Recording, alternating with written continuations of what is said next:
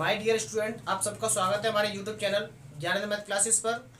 तो आपने कल प्रश्नावली 1.2 के क्वेश्चन पहला और दूसरा किया। आज क्वेश्चन नंबर 3 की तरफ बढ़ते हैं। क्वेश्चन इस प्रकार है कि निम्नलिखित दी हुई संख्याओं का गुणनखंड कर, अभाज्य गुणनखंड कर उनके एचसीएफ और एलसीएम ज्ञात कीजिए। तो ज्ञात करते हैं।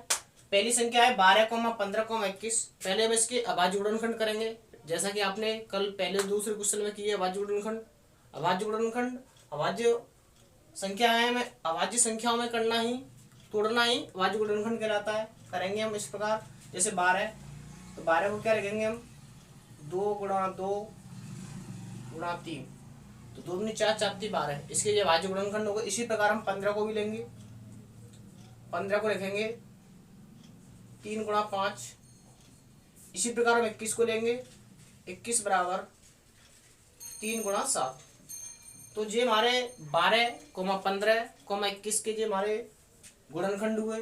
अब इसका एचसीएफ निकालेंगे। एचसीएफ बराबर कुछ नहीं करना, केवल सरल है क्वेश्चन। तो जो कॉमन भाग है वो एचसीएफ लेंगे। मान लो जी इसमें 3 कॉमन आ रहा है, 3 कॉमन इसमें आ रहा है, 3 कॉमन इसमें आ रहा है, 3 हो गया। और 2 इसमें है लेकिन इसमें नहीं है, 5 इसमें लेकिन 5 इसमें नहीं है, 7 इसमें तो 7 इसमें नहीं है। तो केवल और केवल 3 कॉमन मिल रहा है। तो जो हमारे 12, 15, 21 का जो एचसीएफ होगा वो 3 होगा। ओके, अब एलसीएम की तरफ बढ़ते हैं। एलसीएम भी जानते हैं हम निकालना कैसे। एलसीएम निकालते हैं, जो एचसीएफ है, जो कॉमन है वो भाग लिख लो पहले। कॉमन हमारा क्या है, 3 है। और जो शेष बचा हुआ है भाग है वो भी लिख लो। जैसे ही इसमें 2 गुणा 2 बचा है, 2 गुणा 2, और इसमें 5 बचा है, और इसमें 7 बचा है। ओके, अब आपको गुणा करना है। देखो, अधिकतर आप गुणा करते समय 2 और 5 के जो फैक्टर होते हैं उनको आपस में गुणा किया करो। जैसे हम 2 और 5 का गुणा करेंगे और इन सबका आप अलग करेंगे। मान लो 3 दूनी 6 और 6 42, 42 ये हो गया, और ये 5 दूनी 10 ये हो गया। तो इससे आसान हो जाएगा, क्या हो जाएगा, 420।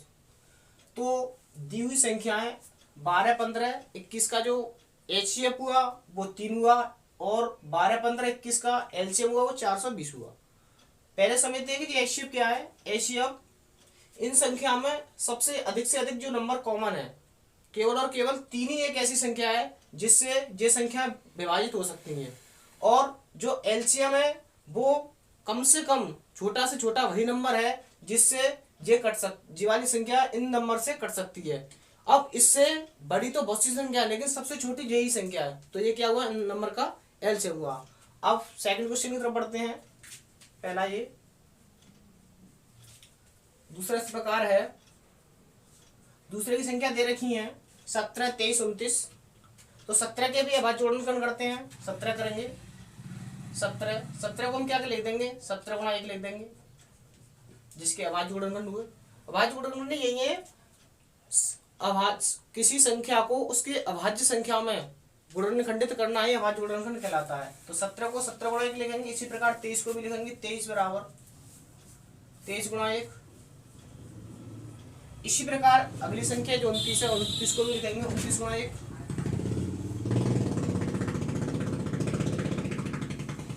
जब आप इसके अभाज्य गुणनखंड करते हैं तो आप इसमें देखोगे कि इसमें आपको कुछ भी कॉमन नहीं मिल रहा है। तो जो एचसीएफ होगा, एचसीएफ क्या होगा, एचसीएफ बराबर, जब कॉमन कुछ नहीं मिलता है तो उसका एचसीएफ 1 होता है। जैसा कि आप इसमें दिख रहा होगा, इसमें 17 है लेकिन इसमें 17 नहीं है, इसमें 29 है।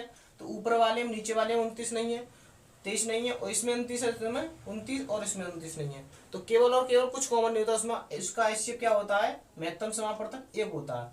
अब जो इसका हम एलसीएम लिखेंगे, एलसीएम क्या होगा, एलसीएम जो संख्याएं उनका गुणनफल होगा। मान लो एक तो यही है, जो एचसीएफ है उससे लिखेंगे, और जो शेष संख्या उनको भी लिखेंगे। जैसे मान लो 17 गुणा 23 गुणा 29। ओके, अब इसका हम गुणा करते हैं। देखो, इसको आसान करने के लिए हम 17 एकम 17 कर देंगे, और 23 का गुणा इससे कर लेंगे। 23, 23 निम्मा 207, 207 का 7, 20 हासिल, और 23 दूनी 46, 46 और 20 66, ये 667 हुआ। अब 17 का गुणा कर लेंगे इससे। 17 7 119, 119 की 9, 11 हासिल, 17 चिके 102, 102 और 11 113, 113 की 3 11 हासिल, और 17 चिके 102, 102 और 11 113, तो इसका 11 या 339 जो इसका एलसीएम हुआ। आप चेक कर लें द्वारा एक बार। और ऐसी अगले क्वेश्चन की तरफ बढ़ते हैं। क्वेश्चन नंबर 3 है 8 9 25। तो इसके भी हम अभाज्य गुणनखंड करते हैं। संख्याएं हैं पहली 8 को क्या लिखेंगे, 8 को लिख सकते हैं हम 2 गुणा 2 गुणा 2, मतलब अभाज्य गुणनखंड में इसको परिवर्तित करना है। अब आप देख रहे होंगे इसमें दो एक आपस में खुद में ये क्या है, अभाज्य संख्या है, तो हमें क्या करना पड़ेगा, 2 गुणा 2 गुणा 2 करना पड़ेगा। तो अब सेकंड नंबर है 9, इसी प्रकार 25 भी है। 9 को क्या ले सकते हैं हम, 9 को 3 गुणा 3 ले सकते हैं, और 25 को 5 गुणा 5 ले सकते हैं। अब इसके भी हम एचसीएफ लेंगे। एचसीएफ क्या होगा, एचसीएफ इस प्रकार होगा, एचसीएफ बराबर, इसमें हमें, इसमें 2 है लेकिन 2 इसमें नहीं है, इसमें 3 है लेकिन इसमें 3 नहीं है, इसमें 5 है इसमें लेकिन 5 नहीं है। तो क्या होगा, इसको जो एचसीएफ होगा वो भी हमें क्या मानना पड़ेगा, 1 मानना पड़ेगा। जब कुछ कॉमन नहीं होता है तो उन संख्याओं का एचसीएफ क्या होता है, 1 होता है। ओके, अब एलसीएम क्या हुआ, एलसीएम जब एचसीएफ 1 है तो उन संख्याओं का गुणनफल ही क्या होता है, एचसीएफ होता है, उनका एलसीएम होता है। तो लिखोगे 2 लिखोगे। जब एचसीएफ किसी संख्या का 1 हो तो उनका जो एलसीएम होता है उन संख्याओं का आपस में गुणा करने पर बस प्राप्त संख्या ही हमारी क्या होती है, एलसीएम होती है। क्या लिखोगे, 8 गुणा 9 गुणा 25। अब आप इसका गुणा कर दोगे, 8 ने 72, 72 गुणा 25। लेकिन आपको ऐसे नहीं करना है, ये आपका थोड़ा क्रिटिकल कंडीशन हो जाएगी, गुणा करने में दिक्कत हो जाएगी। आपको क्या करना है, सबसे पहले जो 5 का गुणा है, 5 का और 2 का भाग करना है। जैसे मान लो ये 25 है, इसमें 5 का भाग आ रहा है और इसमें 2 आ रहा है, तो पहले इसको और इसको गुणा करोगे, इसको नहीं करोगे। तो करोगे 25 अट्ठे 200, 200 गुणा 9। तो आप यहाँ पे देख रहे होंगे ये आसान हो गया, 9 दूनी 18 या 1800 हो गया।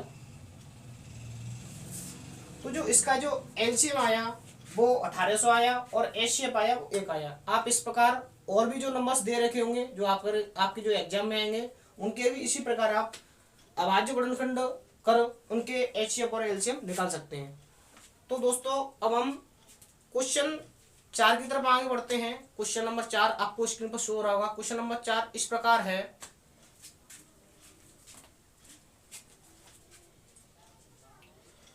कैलकुलेशन चेक कर लिया ना तुमने, सही जल्दी जल्दी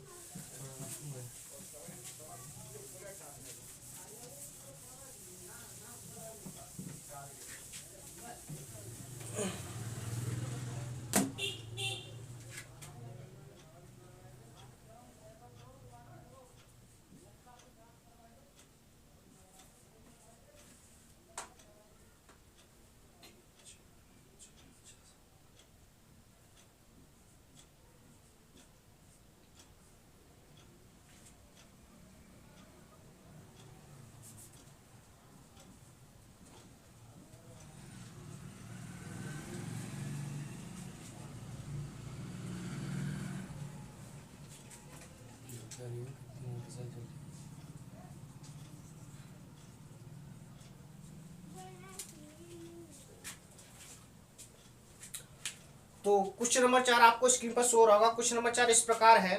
क्वेश्चन कह रहा है कि एचसीएफ दे रखा है दो संख्या का, एक 306 और 657 का एचसीएफ जो दे रखा है वो 9 है, और जो एलसीएम 306 और 657 का उसका एलसीएम निकालना है। तो आप इसको पिछले क्वेश्चनों में थोड़ा आप ध्यान दोगे तो आपने ध्यान दिया होगा कि हम जानते हैं संख्याओं का गुणनफल कि संख्याओं का गुणनफल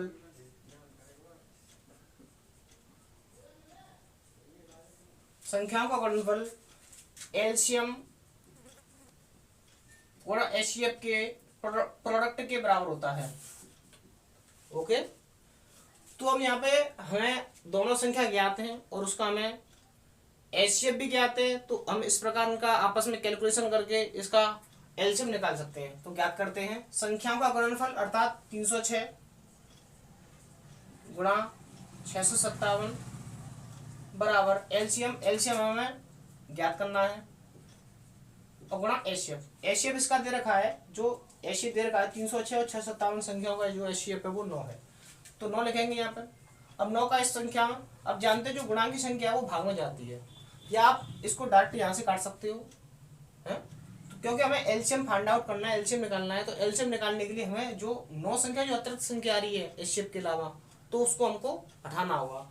तो ये गुणांक की संख्या भाग हो जाएगा सीधे सीधे, यहाँ पे काट देते हैं सीधे सीधे, 9 एकम 9, इसको काट देंगे, ये कट जाएगा 3 और 6 9। वे संख्याएं जिनके अंकों का योग 9 से कटता है वो संख्या 9 से करते हैं, इस प्रकार हम इसको भी काट देंगे। 3 27 बचे 3 और सॉरी 9 9 27 बचे 3 और 9 तक 36, ये 34 बार कट चुका है। तो यहाँ पे ये एलसीएम हमें निकालना ही है, एलसीएम लिखोगे आप, एलसीएम बराबर 34 गुणा 657। आप 657 गुणा कर सकते हो, यहाँ पे 657 का हमें गुणा करना है 34 से,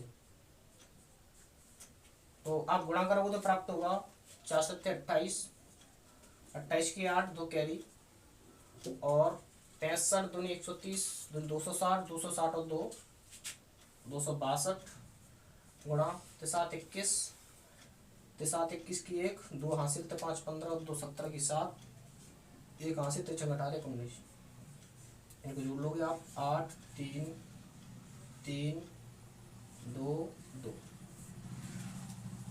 22 338। तो आप इनका जो गुणा करोगे तो आपको प्राप्त होगा 22,338। तो आपको जो गुणा करने का जो संख्या प्राप्त होगी वही आपका एलसीएम होगी। तो ये नंबर क्वेश्चन नंबर 4 हुआ। अब क्वेश्चन नंबर 5 की तरफ पढ़ते हैं, आपको स्क्रीन पर शो रहा होगा। क्वेश्चन नंबर 5 इस प्रकार है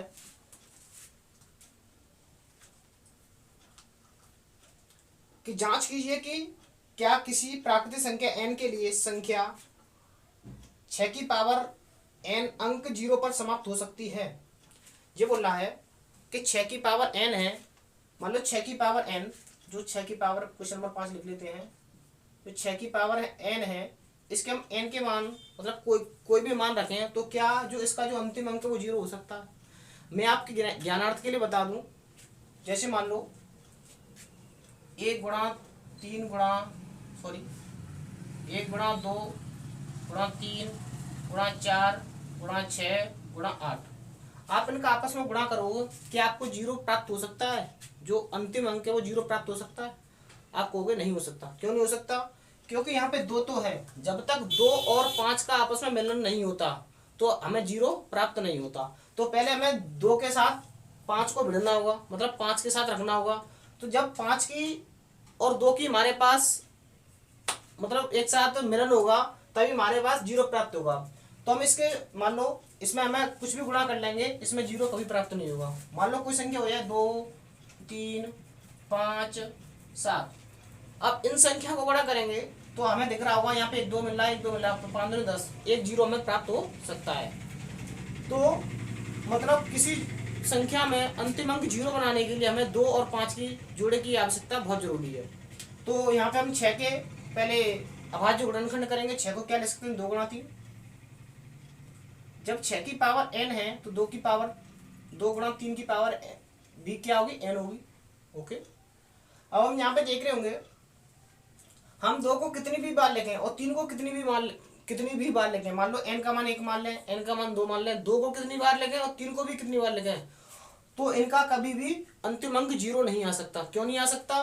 क्योंकि इनके पास 2 तो है लेकिन 5 नहीं है। जब तक 5 का अंक 2 के साथ नहीं मिलेगा तब तक 0 कभी बनेगा नहीं।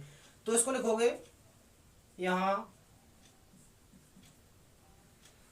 2 के साथ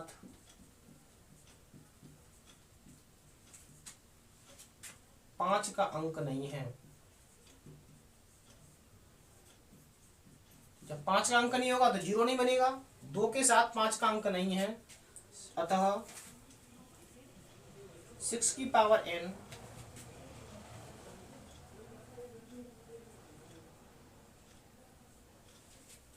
का अंतिम अंक जीरो नहीं होगा या जीरो पर खत्म नहीं होगा, जो भी पूछ रहा है क्वेश्चन।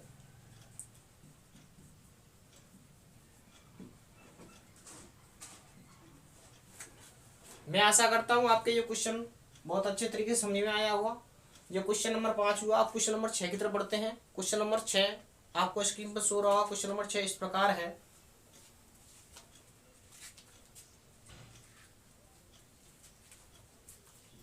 देखना पड़ेगा ये तो छोटे छोटे क्वेश्चन है, आपको देखना।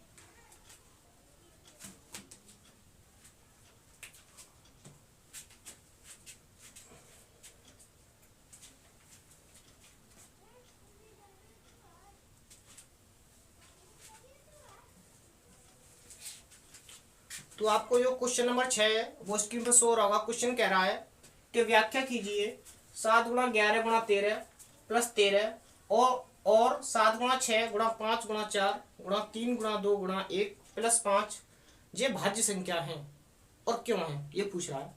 प्रूव करवा रहा है क्या ये भाज्य संख्या है या नहीं। भाज्य संख्या है तो कैसे दिखाइए। तो हम भाज्य संख्या को कब कह सकते हैं कि ये भाज्य संख्या है। आपने भाज्य संख्या को, जो मैंने संख्याओं का जो लेक्चर पढ़ाया आपने उसको उसकी वीडियो को देखा होगा। तो मैंने भाज्य संख्या को वो संख्या भाज्य संख्या होती हैं जो एक और खुद के अलावा किसी दूसरी संख्या से भी कटे। मान लो ये 4 है, सबसे छोटी 4 ही भाज्य संख्या होती है। ये 4 है, ये 1 से भी कटती है, ये 4 से भी कटती है, लेकिन दूसरे नंबर 2 से भी कटती है। तो ऐसी संख्याएं जो 1 से कटें और 4 से कटें और किसी दूसरे नंबर से भी कटें, वे संख्या भाज्य संख्या होती है। तो मान लो हम इनमें इनका जो प्रोडक्ट है, जो गुणा आएगा, इन संख्या को जो आपस में सॉल्व करके जो गुणा आएगा, जो संख्या आएगी और आपस में इनको भी हल करके जो संख्या आएगी, तो वो संख्या 1 से कटे और खुद के अलावा किसी दूसरे से भी कटे, किसी दूसरे से भी कटे, तो वे संख्या भाज्य संख्या होंगी हैं। तो इनको सॉल्व करते हैं आगे। पहला क्वेश्चन है 7 गुणा 11 गुणा 13 प्लस 13। तो पहले इसको हम आपको दिख रहा होगा यहाँ पे 7 गुणा 11 गुणा 13 प्लस 13। आप इसको यहाँ पे सॉल्व करोगे 7 गुणा 11 गुणा 13 बहुत हो जाएगा। अधिकतर किसी संख्या को हल करने से पहले आपको किसी भाग को कॉमन लेना होता है। अधिक से अधिक किसी भी संख्या को गुणनखंड करने हो आपको, तो जो सबसे पहला नियम ही यही होता है कि किन्हीं संख्याओं के पहले गुणनखंड करने से पहले उनमें कॉमन लिया जाए, उभयनिष्ठ भाग लिया जाए। इसमें देख रहे होंगे आप 13 भाग यहाँ भी है, 13 भाग यहाँ भी है, तो हमें 13 कॉमन लेना पड़ेगा। जब 13 कॉमन लेंगे, इसके पास बचेगा 7 गुणा 11 और यहाँ बचेगा 13 एकम 13। ओके, अब 13 ये बची, इसको लिखोगे 11 7 77, 77 1 78। ओके, ये 78 हो गया। अब ये 13 खुद में अभाज्य संख्या है, अभाज्य संख्या सॉरी, और 78 को भी क्या लिख सकते हो, 13 छिंग 78, 13 छिंग 78। अब 6 को भी क्या ले सकते हो, 13 गुणा 13 2 गुणा 3। आप यहाँ पे देख रहे होंगे कि कोई भी संख्या के गुणनखंड 2 से अधिक आ रहे हैं, एक या खुद से संख्या से अधिक आ रहे हैं। एक तो किसी संख्या, सभी संख्याओं का गुणनखंड होता ही है, और मान लो जो आपस में जो गुणा करोगे वो खुद की संख्या बनेगी, और लेकिन उनके अलावा एक और खुद की संख्या के अलावा और भी गुणनखंड बनने हैं। कौन कौन से बनना है, मान लो 13 बनना है, 2 बनना है, 3 बनना है। जब किसी संख्या को गुणनखंड मान लो आपस में जो गुणा करोगे वो संख्या प्राप्त होगी, मान लो x प्राप्त होगी, तो ये संख्या x से तो कटेगी और 1 से भी कटेगी, लेकिन किससे कटेगी, मान लो ये संख्या 1 से तो कटेगी 4 से कटेगी, लेकिन 2 से कट रही थी। इसी प्रकार क्योंकि इसमें 2 आ रहा था, क्या ले सकते हैं इसको, 2 गुणा 2 ले सकते हैं ना, क्योंकि 2 से कट रहा था। इसी प्रकार ये संख्या, इसका मान लीजिए जो भी आंसर आएगा वो x आएगा। ये संख्या x से तो कट ही रही है, लेकिन साथ में एक से भी कट रही है, लेकिन x के साथ साथ कटने के साथ साथ ये 13 से भी कट रही है, 2 से भी कट रही है, 3 से भी कट रही है। तो इसी के साथ हम कह सकते हैं कि ये क्या है, एक भाज्य संख्या है। आप लिखोगे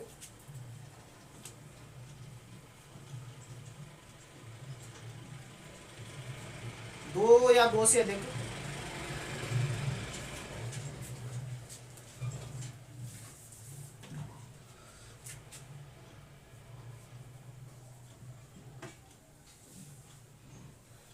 दो या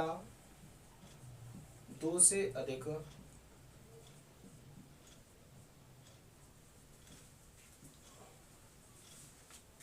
या ऐसे लिख दो, चूंकि हम जानते हैं 2 या 2 से अधिक अभाज्य संख्याओं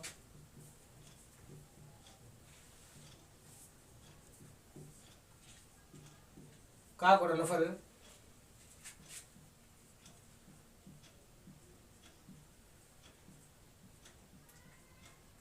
एक भाज्य संख्या होती है।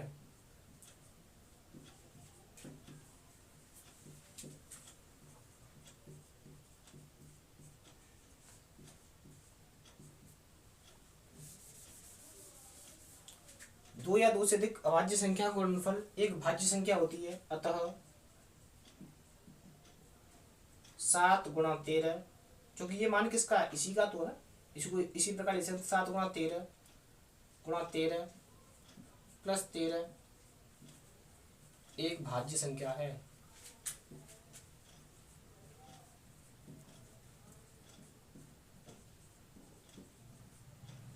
तो ये आपका क्वेश्चन नंबर 6 का आंसर हुआ।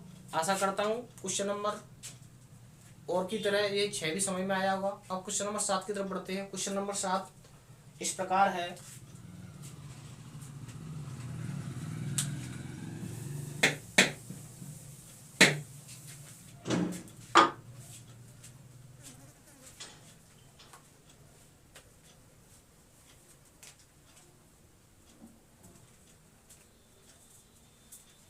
आपको स्क्रीन पर सो रहा होगा। क्वेश्चन नंबर 7 इस प्रकार है, किसी खेल के मैदान में चारों ओर एक वृत्ताकार पथ है। इस मैदान को चक्कर लगाने में सोनिया को 18 मिनट लगते हैं। लिख लेते हैं, सोनिया को 18 मिनट लगते हैं। सोनिया को एक चक्कर लगाने में 18 मिनट लगते हैं। और जबकि इसी मैदान का एक चक्कर लगाने में रवि को 12 मिनट लगते हैं। रवि को 12 मिनट लगते हैं। मान लीजिए कि वे दोनों एक ही स्थान और एक ही समय पर चलना प्रारंभ करके एक ही दिशा में चलते हैं। कितने समय बाद वे पुनः प्रारंभिक स्थान पर मिलेंगे। तो ये क्वेश्चन कह रहा है कि एक गोलाकृति है, ये मान लो गोला का चक्कर है, इसमें ये सभी चक्कर लगा रहे हैं। मान लो ये स्टार्टिंग पॉइंट है, ओके, स्टार्टिंग पॉइंट है। जो सोनिया है, जो एक चक्कर यहाँ से यहाँ तक पूरा लगाती है, वो 18 मिनट लेती है। और उसी के साथ कम समय में जो रवि है वो भी उतनी ही दूरी तय करके वो 12 मिनट का समय लेता है। वो बोल रहा है कि यदि वो एक साथ यहाँ से चलना प्रारंभ करें, सोनिया और रवि एक साथ चलना प्रारंभ करें, तो वे मतलब कितने समय बाद वे पुनः उसी स्थान पर मिलेंगे। किस स्थान पर, यहाँ पर मिलने के लिए बोला है। यहाँ पर मान लो, जैसे मान लो सोनिया जा रही होगी, सोनिया चली होगी, तो मान लो सोनिया यहाँ पे आ गई होगी, फिर रवि पीछे से आएगा, उसको क्रॉस कर देगा, यहाँ भी कर सकता है, यहाँ भी कर सकता है, यहाँ भी कर सकता है। लेकिन वो बोल रहा है कि उसी स्थान पर एक साथ वे कब मिलेंगे। तो ऐसे क्वेश्चन में हम अधिकतर के मान लो 2 घड़ी बजती हैं एक साथ, तो वे कितना समय बाद एक साथ पुनः बजेंगी। या 2 लड़के या लड़की आप मतलब एक गोला की आकृति में घूमते हैं, चक्कर लगाते हैं, तो वे पहले एक ही स्थान से चलना प्रारंभ करते हैं और बाद में उसी स्थान पर वे कितने समय बाद मिलेंगे। तो ऐसे क्वेश्चन में हम अधिकतर लघुत्तम समापवर्तक निकालते हैं। जो उनका उन संख्या को जो लासा होता है वही तुम्हारा आंसर होता है। तो इसमें भी जो सोनिया 18 मिनट लगा रही है, रवि 12 मिनट लगा रही है। आगे से हम क्वेश्चन को थोड़ा प्रैक्टिकल रूप से भी समझेंगे, थोड़ा जो गणितीय भाषा है उसके रूप में देखते हैं। तो लिखोगे आप सोनिया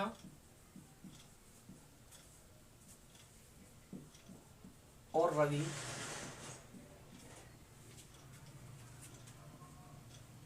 पुनः उसी स्थान पर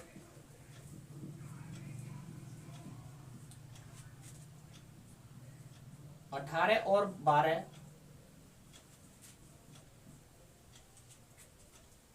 का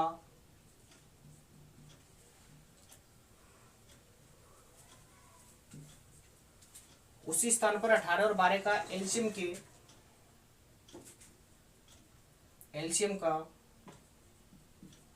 जो मान होगा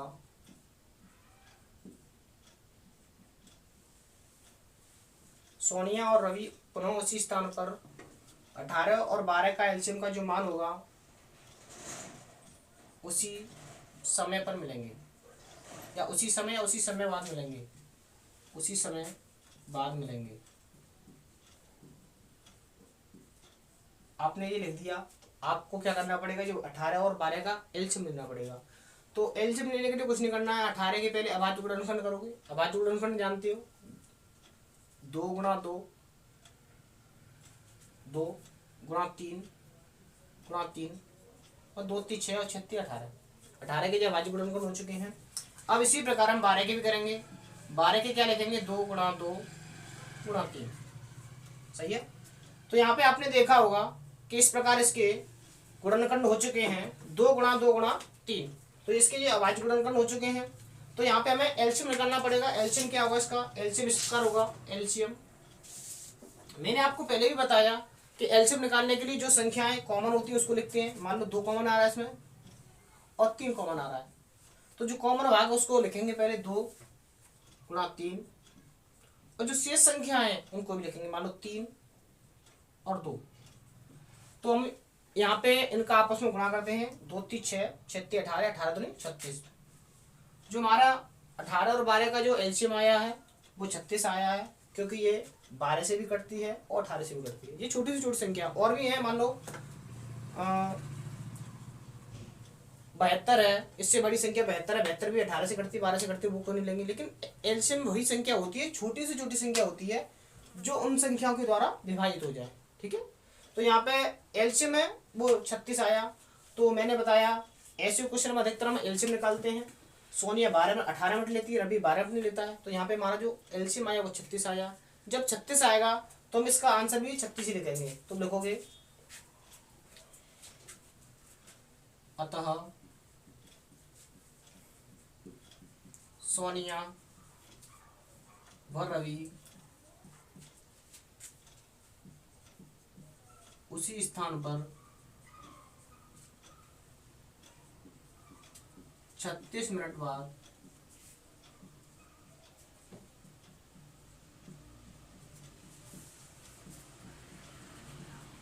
मिलेंगे। ठीक है। अब यहाँ पे हम पहले प्रैक्टिकल के रूप में समझते हैं। मान लो सोनिया है, एस मान लेते हैं इसे, और आर है, रवि है। तो ये सोनिया रवि है। यहाँ पे जो उनका जो टाइम का जो रेशियो होता है, मान लो सोनिया समय लेती है 18 मिनट और रवि लेता है 12 मिनट। तो इनका जो चाल का जो रेशियो होता है उनका उल्टा होता है। जो समय है मान लो मिनट, तो इनका चाल होगी वो क्या क्या होगी, चेंज हो जाएगी। जो 12 हो जाएगी, जो 18 हो जाएगी। और उसको हम विभाजित भी करेंगे। मान लो 6 दिन 12 6 3 18। ओके, मतलब कितना आया, एस और आर 2 और 3 आया है। मान लो, और इसको भी आगे सॉल्व करेंगे। मान लो 2 एकम 2 और 2 एकम 2 2 10, तो 1.5। तो मतलब मान लो 18 मिनट में जो क्या नाम है सोनिया और रवि हैं, जो 18 मिनट में जो सोनिया है वो 1 चक्कर लगाती है, लेकिन 18 मिनट में वो कितना चक्कर लगाता है, 1.5 चक्कर लगा लेता है। कितना चक्कर लगा लेता है, 18 मिनट में 1.5 चक्कर लगा लेता है। मान लो सोनिया और रवि यहाँ से स्टार्ट करते हैं, वो 18 मिनट लेते हैं। मान लो सोनिया दोनों स्टार्ट करते हैं, समय कितना लगा, 18 मिनट। तो जो सोनिया थी उसने 1 चक्कर लगाया, 18 मिनट ली, वो यहाँ पे आ गई। जो सोनिया थी वो यहाँ पे 1 चक्कर लगाई, क्योंकि वो लगाती है सोनिया 1 चक्कर लगाती है। तो सोनिया ने चक्कर लगाया, स्टार्ट किया यहाँ से, और वो उसी स्थान पर आ गई, 18 मिनट लग गई। और जो रवि भाई साहब थे उन्होंने 1.5 चक्कर लगाया 18 मिनट में। तो रवि भाई साहब थे, यहाँ से 1 चक्कर लगाने के बाद वो आधी डिस्टेंस और पूरी करेंगे। वो रवि भाई साहब यहाँ पे आ गए, जो हमारे सोनिया थी वो यहाँ पे आ गई, 1 चक्कर पूरा लगा। लेकिन जो रवि थे उन्होंने 1.5 चक्कर लगा लिया। अब उसके बाद पुनः स्टार्ट करते हैं। तो सोनिया ने फिर 1 चक्कर लगाया। सोनिया कितने चक्कर टाइम लेती है? 18 मिनट लेती हैं, 18 मिनट। लेकिन जो रवि भाई साहब हैं उसी समय में, मतलब अर्थात 18 मिनट में वो 1.5 चक्कर लगाते हैं। मान लो 1 चक्कर कब लेगा, यहाँ से यहाँ आ जाएंगे वो, 1 चक्कर ये हो गया। और 1 चक्कर के बाद आधा चक्कर यहाँ पे आ जाएंगे। तो जो सोनिया आती दूसरे चक्कर में, वो अपना दूसरा चक्कर लगा के वहां भी आ गई। और जो रवि था, वो रवि ने 1 चक्कर यहाँ से लगाया, यहाँ तक लग गया, और आधा चक्कर यहाँ तक लगाया। तो ये आप देख रहे होंगे आपस में मिल गई। मतलब अब समय कितना लगा? 18 + 18 अर्थात 36 मिनट। आप इसको प्रैक्टिकल के रूप में भी समझ सकते हो। 18 मिनट बाद वो आपस में मिलेंगी। तो ये आपकी एक्सरसाइज खत्म हुई 1.2। मैं आशा करता हूँ आपके ये क्वेश्चन समझ में आए होंगे। तो अगली वीडियो में हम 1.3 के क्वेश्चन पढ़ेंगे। तो बस इस वीडियो में बस इतना ही। यदि वीडियो अच्छा लगा हो, लाइक कीजिए, शेयर कीजिए एंड सब्सक्राइब कीजिए। और कोई भी इन क्वेश्चन के रिगार्डिंग कोई भी क्वेरी हो, कोई भी क्वेश्चन आता है, किसी क्वेश्चन में परेशानी होती है, तो मुझे मेरा व्हाट्सएप नंबर है, आपको स्क्रीन पर शो हो रहा होगा, तो उस पर आप मैसेज कर सकते हैं और कमेंट बॉक्स में आप किसी क्वेरी को भेज सकते हैं। Thank you, take care.